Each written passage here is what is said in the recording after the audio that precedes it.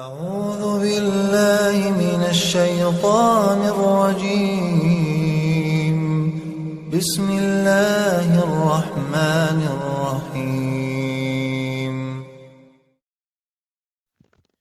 الحمد للہ وکفا سلام علی عبادہ الذین اصطفیٰ۔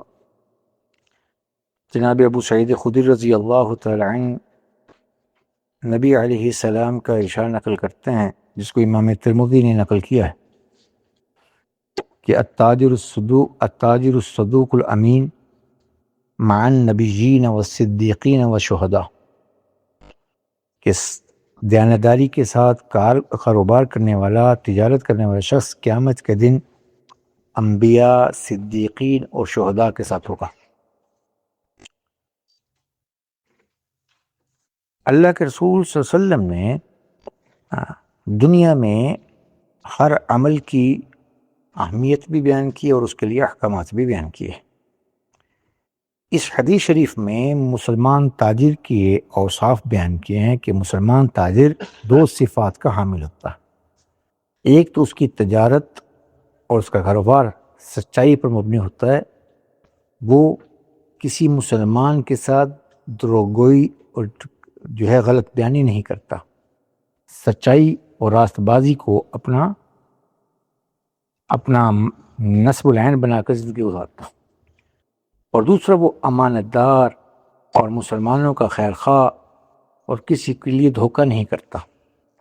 ان دو صفات کے ساتھ پوری کی پوری اسلامی تجارت کی بنیاد انہی اصولوں پر ہے کہ سچائی ہو، غلط بیانی نہ ہو، حق گوئی ہو، چیز کے اندر اگر کوئی عیب ہے تو عیب بیان کر دیا جائے، کمی ہے تو بیان کر دی جائے، اور اگر خلاف واقع ہو تو وہ بیع صحیح نہیں، اس چیز کو انکار کر دیا جائے، اور دوسرا کسی مسلمان کو دھوکہ دہی نہ ہو۔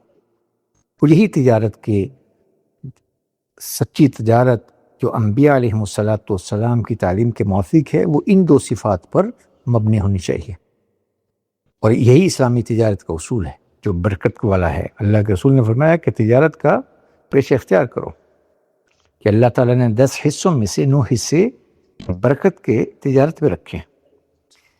تو انبیاء علیہم السلام کے ساتھ، صدیقین کے ساتھ اور شہداء کے ساتھ اس شخص کا حشر ہوگا جنت میں۔ اس کو ان کی رفاقت ملے گی، انبیاء کی تو اس وجہ سے کہ ان کے احکامات کی روشنی میں اس نے تجارت کی، صدیقین کی رفاقت اس وجہ سے کہ اس نے سچائی کے ساتھ تجارت کی، شہداء کی رفاقت اس وجہ سے کہ یہ اللہ اور اللہ کے رسول صلی اللہ علیہ وسلم کی منشا اور شریعت کے احکامات کو سچا سمجھتے ہوئے بطور عملی گواہ کی تجارت کرتا ہے۔